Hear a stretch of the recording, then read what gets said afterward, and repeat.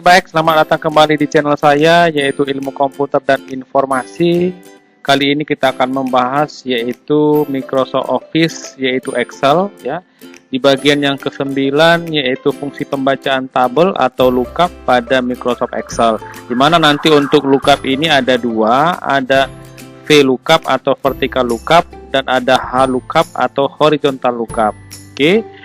Sebelum kita lanjut teman-teman, jangan lupa klik like, share, dan tombol subscribe yang ada di bawah video ini. Terima kasih. Nah, di sini akan kita bahas sedikit tentang teorinya, yaitu adalah untuk pengertian daripada lookup itu sendiri, di mana fungsi pembacaan tabel lookup pada Excel terdiri dari dua, ya, ada dua, yaitu ada VLOOKUP, ya, atau vertical lookup, dan ada HLOOKUP atau horizontal lookup dalam pembacaan nanti tabel bantu, ya. Bagaimana bentuk tabel bantunya, apakah tabel bantunya bentuknya vertikal atau horizontal. Dimana rumus yang digunakan hampir sama antara VLOOKUP dan HLOOKUP, ya, antara VLOOKUP dan HLOOKUP. Oke. Nah, kemudian kalau kita menggunakan vertical lookup, berarti nanti kolom keberapa yang kita ambil datanya. Kemudian kalau kita buat dia horizontal lookup, ya, pakai H, nanti baris keberapa data yang akan kita ambil, yang kita masukkan ke dalam tabel utama. Yang berikutnya, ya, kita lihat di sini. Nah, bagaimana kita menentukan menggunakan VLOOKUP atau HLOOKUP?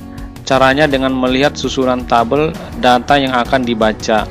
Apakah urutan secara vertikal datanya atau urutan secara horizontal datanya. Kemudian pada satu jenis atau kelompok tabel. Nah, itu yang perlu kita perhatikan teman-teman, ya.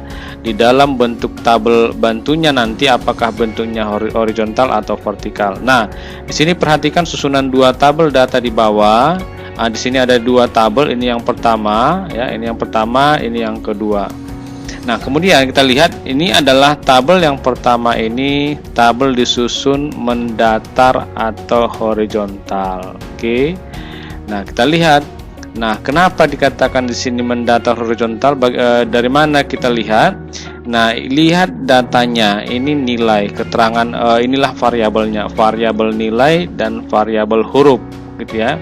Kemudian ada lagi variabel untuk keterangan, di mana masing-masing datanya itu dia dibuat ke samping, ya, dalam bentuk baris. Ini, ya, satu baris nilai ini di baris yang pertama datanya ini, kemudian huruf ada huruf E, D sampai A. Oke, kemudian keterangannya juga dia tersusun ke sebelah kanan atau ke samping secara mendatar atau horizontal. Kemudian kita lihat tabel yang kedua, yaitu tabel yang disusun secara tegak atau secara vertikal. Oke. Kemudian kita lihat kalau yang vertikal ini dia adalah tegak lurus ke bawah, ya. Nah, kita lihat untuk variabelnya ini sama, ada nilai, ada huruf, kemudian ada keterangan. Oke. Kemudian data variabel, ya, nilai dari variabel nilai atau huruf atau keterangan itu dibuat ke bawah, ya, itu dibuat ke bawah. Oke, datanya dibuat ke bawah. Itulah dia antara secara mendatar, ya, dan secara vertikal. Oke. Nah, yang berikutnya itulah bentuk tabel bantu yang akan kita gunakan nantinya. Kita bahas dulu yang pertama adalah VLOOKUP. Oke, kita bahas dulu yang pertama itu adalah vertical lookup. Di mana fungsi VLOOKUP ini adalah digunakan untuk menampilkan data dari tabel data yang disusun dalam format tegak atau vertikal berdasarkan kunci yang diberikan secara menurun, ya, atau vertikal menurut kolom yang ditentukan. Nah, ini adalah berdasarkan kolom yang akan kita ambil nantinya. Contoh, ini ada rumus, kita lihat dulu rumusnya bagaimana. Ini ada rumusnya adalah sama dengan, ya, diawali dengan sama dengan, kemudian VLOOKUP, buka kurung, sel uji. Ya, sel uji adalah sel kunci pada tabel soal atau induk. Nah, ini adalah berdasarkan apa yang kita ambil datanya. Ya, berdasarkan apa kita ambil datanya, ada sel pengujiannya. Ya, berdasarkan apa? Sel pengujian ini yaitu adalah variabel ya atau sel uji yang kita ambil dari tabel utama. Nanti kita lihat ya. Kemudian ada range table ya. Range table ini maksudnya adalah range ini yaitu memblok tabel bantu ya. Kita blok tabel yang kedua yang sebagai tabel bantunya. Ini adalah data-data pada tabel data atau data harus diabsolut mutlak atau tekan F4. Ini perlu diperhatikan ini teman-teman ya. Nah, untuk yang mengerings ya atau memblok tabel bantu nantinya harus kita tekan F4. Oke, 1 kali ya. 1 kali kita tekan F4-nya. Fungsinya apa? Fungsinya untuk mengikat kolom dan baris. Ketika nanti ini kita perhatikan ya. Inilah sebagai tabel bantunya, ini adalah tabel utama. Ini adalah tabel utamanya. Ini adalah tabel utama. Oke. Kemudian nah, inilah tabel bantu. Oke. Nah, di sini adalah sel uji. Kita lihat ini kan jabatan dan gaji yang akan kita isi ya. Nama sudah ada, variabel nama sudah ada isinya, datanya, golongan juga sudah ada datanya. Sekarang kita tinggal mengisi jabatan. Jabatan ini kita isi berdasarkan tabel bantu yang ada di bawahnya. Ini kan ada 2 tabel kita ini kan. Nah, kita ambillah jabatan ini dari tabel yang kedua atau tabel bantunya, yaitu adalah ada daftar gaji di sini. Oke, berarti inilah yang mau kita ambil nantinya. Oke, inilah yang mau kita ambil nanti kita isikan kemari. Oke. Nah, bagaimana caranya? Berarti nanti di jabatan ini kita ketikkanlah rumusnya nanti adalah sama dengan seperti ini. VLOOKUP sel uji. Sel uji di sini adalah sel ujinya adalah berdasarkan apa? Berdasarkan golongan. Ini lihat, ini golongan. Nah, di sini juga ada golongan. Nah, oke, berarti di sini ada 3 ya. Ini 3, berarti nanti untuk jabatan di sini nanti adalah direktur. Ini ada 1. Nanti kita lihat di sini. Kalau dia 1, dia staff gitu ya. Berarti ini golongannya 1 juga, berarti staff juga di sini. Kalau dia golongannya 2, kita perhatikan di sini adalah manajer gitu dia. Oke, berarti sel ujinya adalah kita ambil dari kolom B ya. Baris keberapa? Baris ketiga. Ini perhatikan teman-teman.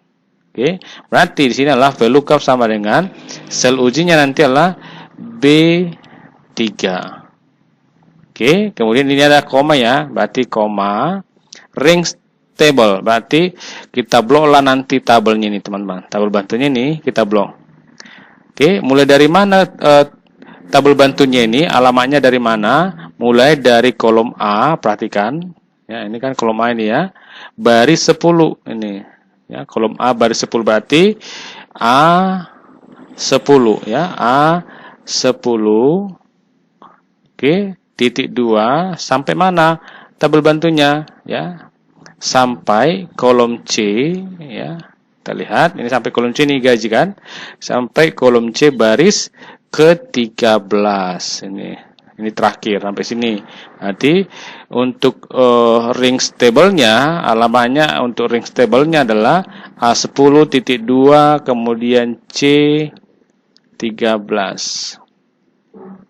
Oke, kemudian koma lagi, ya koma. Setelah itu kolom ke, ya kolom ke berapa yang akan kita ambil datanya? Berarti kolom ke-2. Ini kolom pertama untuk golongan, ini kolom kedua, ini kolom ketiga. Berarti ini yang mau kita ambil kolom kedua. Berarti koma. Ini nanti bisa titik koma ya teman-teman ya. Bisa titik koma, bisa koma, gitu ya. Nanti titik koma atau koma. Di sini kita buat adalah kolom yang kedua. Kemudian tutup kurung seperti ini. Oke. Nah, itulah dia untuk pengambilan data ya berdasarkan tabel bantunya yang vertikal. Oke. Nah, sama juga nanti untuk gaji ya, untuk gaji juga sama. Hanya saja nanti di kolom ke-nya ini ya, ini sudah pas ini B3 titik koma A10 titik 2 C13 titik koma, ini yang kita ganti ya. Ini kita ganti jadi karena ini kan kita ambilkan golongan apa ini, gaji ini di kolom ketiga, berarti di sini kita isikan 3, ini kita ganti. Ya, 2 ini kita ganti jadi 3 untuk mengisikan gajinya ini. Oke, nanti akan kita praktekkan secara teorinya seperti itu dia teman-teman ya, sehingga teman-teman nanti nggak bingung pada saat kita buat ke dalam prakteknya. Yang berikut kita lihat untuk yang namanya rumus halukap ya. Di dalam rumus halukap ini ya, sini adalah fungsi yang digunakan untuk menampilkan data ya dari tabel data yang disusun dalam format mendatar atau horizontal berdasarkan kunci yang diberikan secara menyamping atau horizontal menurut baris yang ditentukan. Ini kita ambil berdasarkan baris. Kalau yang tadi di sini adalah berdasarkan kolom ya. Kalau sini tadi kalau dia VLOOKUP ini berdasarkan kolom. Sekarang kalau untuk halukap datanya kita ambil berdasarkan baris. Nah, kemudian rumus. Kita lihat.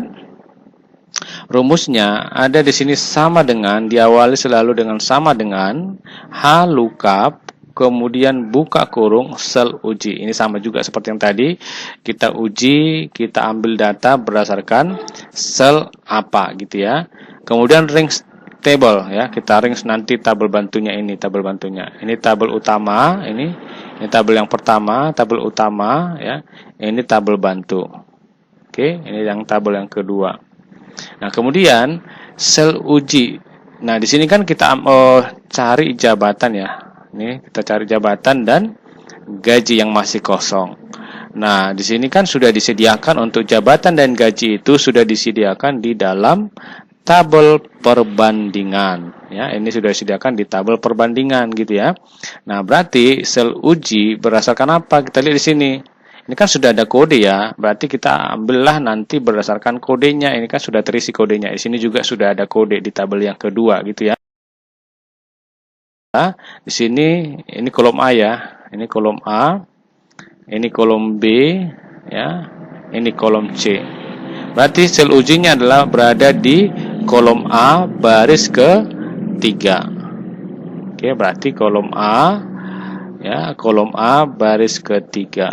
Koma, kemudian rings table, kita bloklah nanti tabelnya ini semuanya sampai ke TK ini ya, sampai dia 1.800.000 sampai sini. Berarti kita lihat kolom C, ini D, ini kolom E ya. Kemudian ini kolom F. Baik. Nah, berarti sel ujinya tadi sudah dapat, range table-nya berarti tabel bantu yang mau kita ambil datanya adalah mulai dari kolom A baris ke-12. Oke, mulai dari sini dulu. Berarti kita ambil datanya itu ya, tabel bantunya alamatnya adalah dari A12 ya, A12. Oke. Kemudian titik 2 ya, titik 2. Kemudian sampai F ya, kolom F baris 14 ini. Kolom F baris 14. Berarti sini adalah F14. Kemudian koma lagi, baris keberapa yang kita ambil? Ini kan jabatan ya kita ambil ya. Berarti ke baris keberapa? Ini baris 1, ini baris yang kedua, ini baris yang ketiga. Berarti jabatan itu ada baris yang kedua. Oke, ini berada di baris kedua. Oke, berarti sini kita buat adalah koma 2 tutup kurung. Oke, itulah dia teman-teman ya. Nah, kemudian kalau untuk gaji, berarti kita lihat di tabel bantu, gaji di baris keberapa gitu ya. Berarti untuk gaji itu berada di baris yang 3. Berarti sini nanti adalah kita buat, ini kita hapus, ini nanti kita ganti jadi 3 kalau kita mau mencari gajinya. Itu dia. Oke. Nah, itulah dia teman-teman untuk yang namanya mencari atau menggunakan rumus halukap untuk mencari data yang diambil dari tabel bantu. Oke, baik, sekarang kita lihat ya. Nah, di sini contoh yang pertama ya. Untuk tabel gaji karyawan, kemudian di sini ada tabel yang kedua. Oke, baik, ini adalah contoh yang akan kita lakukan. Di sini ada dua tabel ya, ada tabel gaji karyawan, inilah sebagai tabel utama. Kemudian ini ada tabel yang kedua adalah sebagai tabel bantu ya. Di sini yang kita cari adalah lulusan dan gaji. Teman-teman, ini masih kosong, di mana lulusan ini kita ambil dari tabel bantunya. Oke, berdasarkan apa? Berdasarkan kode. Ya, ini kodenya sudah ada, ini juga kodenya sudah ada. Berarti berdasarkan kode inilah kita ambil. Kalau misalkan di sini ada nama, ya bisa juga nanti teman-teman kalau di sini nama berarti berdasarkan nama lah nanti. Karena kebetulan ini kode, di sini juga ada kodenya, berarti berdasarkan kode lah kita ambil. Oke. Nah, di sini kita cari dulu lulusan. Berarti sama dengan, perhatikan teman-teman ya, sama dengan, kemudian kita lihat dulu ini bentuk tabelnya vertikal atau horizontal ya. Ini kalau kita lihat vertikal ke bawah ya, ini vertikal karena datanya ke bawah, berarti bentuk tabelnya adalah vertikal. Berarti kita buat V lookup. Kemudian perhatikan tooltipsnya ini teman-teman, ini ada teks ini ya, lookup value ya. Ini tadi adalah sel ujinya, berdasarkan apa kita uji data itu gitu ya, berdasarkan apa. Nah, di sini adalah berdasarkan kode tadi ya. Ini kita kliklah di sini di bagian kode, yaitu alamat asalnya adalah B3. Kemudian di sini lihat lagi tooltipsnya, ini ada titik koma. Berarti kita buat titik koma. Kemudian table array-nya atau tabel bantunya. Nah, kita blok lah ini teman-teman. Ya, kita klik dari sini, klik, tahan di drag ke bawah sampai dia terseleksi semuanya. Oke. Berarti di sini adalah G5.2I9. Nah, ini tadi adalah diikat ya. Kita buat dia alamat absolut ya. Nah, supaya nanti ketika nanti ini kita pindahkan tabelnya tidak akan berubah. Nah, bagaimana cara untuk mengikatnya? Tadi adalah kita tekan tadi di keyboard ya. Kita tekan F4 di keyboard sehingga berubah ini jadi ada simbol stringnya, ada atau simbol dolarnya di sini. Oke, ketika kita tekan tadi F4, di sini sudah ada simbol dolarnya. Oke, kalau sudah, setelah itu kita buat lagi titik koma. Ini kolom indeks ya, kolom indeks atau kolom keberapa yang akan kita ambil dari sini datanya. Kolom ke-2 karena kita ambil lulusan ya, berarti kita buat sini adalah 2. Kemudian itulah sudah kita buat kolom indeksnya, titik koma lagi. Ini ada range lookup dan false, atau bisa juga kita buat 1 dan 0 di sini kita isikan. Kalau dia terus 1, nilai terdekat ya, sehingga nanti misalkan kalaulah nanti tidak ada yang tidak sama nanti kodenya dengan di tabel utama, di sini nanti akan dia mencari kode yang dekat dengan yang di tabel utama gitu ya. Misalkan kita buat dulu yang namanya di sini 0 dulu ya. Kalau dia 0 berarti false, exact match ya, benar cocok ya, benar-benar cocok, artinya harus sesuai kode yang ada di tabel utama dengan kode yang ada di tabel bantu sehingga nanti dapat hasilnya. Kalau tidak ada yang sesuai dengan kode yang ada di tabel utama, dia tidak akan menampilkan datanya gitu ya. Misalkan kita buat dulu 0, berarti dia harus benar-benar kodenya sama yang diantara tabel utama dengan tabel bantu. Ini saya buat 0, kemudian tutup kurung. Oke, enter. Ya, kalau kita kopikan, ini saya klik ya, fill handle-nya ini saya klik sini, saya tarik ke bawah. Ini dapat teman-teman. Ya, ini sudah dapat. Nah, kenapa dia NA not available ya, not available?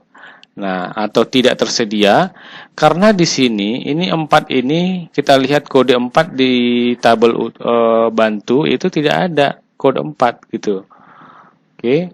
Nah, sehingga dia hanya menampilkan kode yang ada di tabel bantu ini.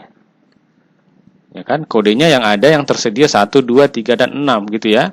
Nah, dan lulusannya inilah dia, sesuai dengan kode yang sudah ditentukan, kan gitu kan. Nah, kemudian kalaulah kita buat dia 1 tadi di sini, ya, dia ini tetap juga ini akan dapat hasilnya ya.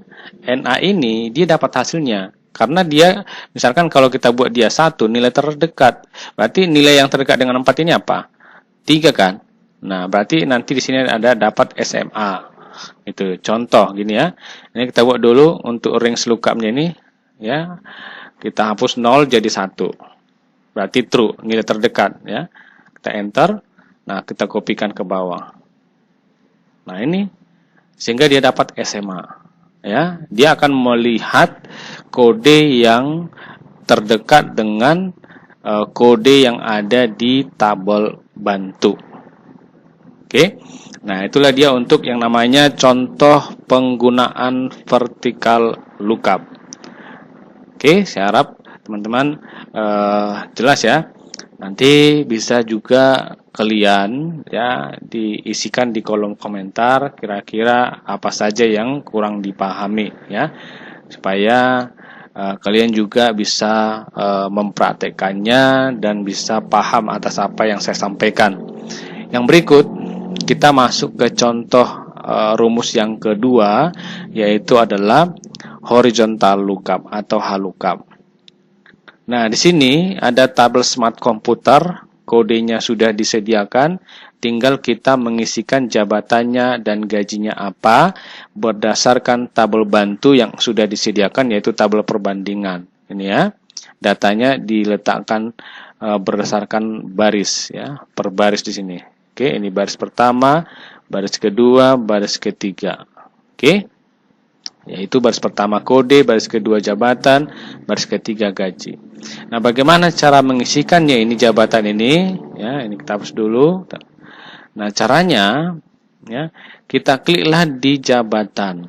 Kita buat sama dengan, karena bentuk tabel bantunya adalah bentuk horizontal, karena dia ke samping dia atau berbentuk baris dia datanya, berarti kita buat HLOOKUP.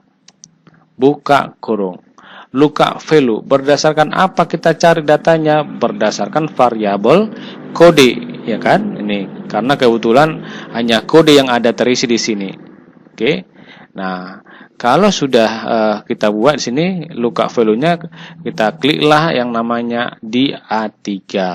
Berarti sama dengan HLOOKUP buka kurung A3. Perhatikan tooltipsnya. Setelah itu apa? Setelah itu lookup value-nya sudah kita isikan. Kemudian titik koma. Kemudian ini perhatikan yang cetak tebal ini sekarang. Table array-nya. Berarti table array ini adalah tabel bantunya. Berarti ini tabel yang kedua ini maksudnya. Oke. Berarti A12.2 F14.